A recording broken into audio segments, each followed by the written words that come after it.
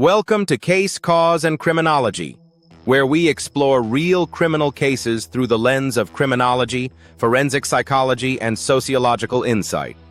Today's episode is the 2025 Boulder Fire Attack.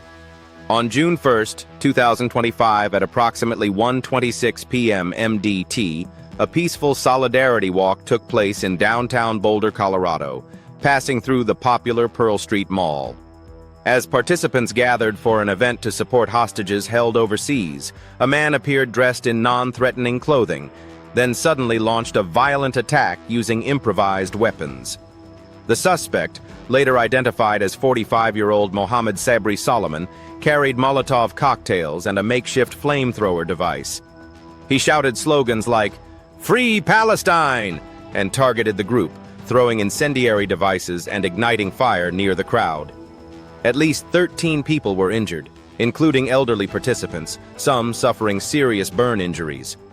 One 82-year-old woman later died from injuries sustained. Law enforcement responded rapidly. The suspect was apprehended, and the incident was treated as a hate crime and terror act. Key facts. Location: Boulder, Colorado, Pearl Street Mall. Date/time: June 1st, 2025. 1:26 p.m. Victims: 13 plus injured, 1 fatality. Suspect: Mohammed Sabri Solomon, 45-year-old man. The cause. To understand why this attack occurred, we must examine motive, context, and behavioral patterns. Motive and context. Investigators uncovered that Solomon had been planning an attack for about a year and targeted this specific walk because he believed the participants were Zionists and expressed ideologically driven hatred. He was reportedly denied a firearm due to legal immigration issues and instead resorted to improvised incendiary weapons. He specifically used firebombs and a fuel pump device. Behavioral patterns: long-term ideological planning plus hate motive. Use of unconventional weapons, Molotovs, flamethrower.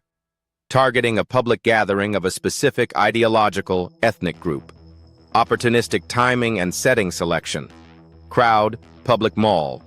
Combined, the factors of ideological hatred, weapon access limitations, public space vulnerability, and crowd density created the conditions for this tragic event. Motive and context. Ideological hate target, pro-Israel group. Long-term preparation, behavioral patterns. Improvised weapons. Public crowded location. Elevated risk environment, the criminology. Let's explore what criminological theories and research help us understand this attack at a deeper level. Routine activity theory. A crime occurs when a motivated offender encounters a suitable target in the absence of capable guardianship. In this case, the offender was motivated by ideological hate. The target was a publicly gathered group, and even though security was present, the public space offered limited guardianship and rapid escalation opportunity. Social identity and hate crime theory. The attacker selected his target not at random, but because of their perceived ideological affiliation.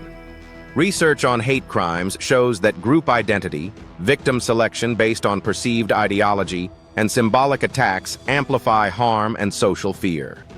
Weapon substitution and situational crime prevention.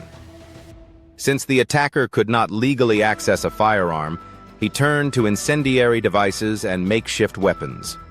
This highlights how restricting one weapon type can lead to substitution and how public space vulnerabilities remain. Prevention frameworks emphasize denial of access, increasing surveillance, controlling target access, and rapid response. Environmental criminology and crowd vulnerability. Large, open public spaces like a pedestrian mall hosting a solidarity walk create many potential targets, rapid mingling of attacker and others, and difficulties for guardianship. The event's nature, peaceful walk, may have reduced defensive readiness.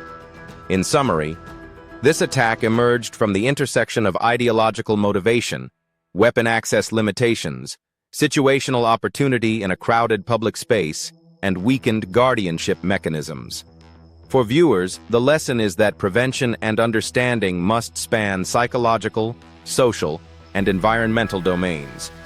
Today on Case, Cause, and Criminology, we broke down what happened in Boulder, Colorado, why it happened, including ideological motives and setting, and the theories that help us make sense of it. If you found this analysis insightful, please like, subscribe, and hit the bell so you don't miss future episodes. In the comments below, what prevention strategies would you propose for attacks in public gatherings driven by ideological motives? We'd love to hear your thoughts. Thank you for watching. Stay curious and stay safe.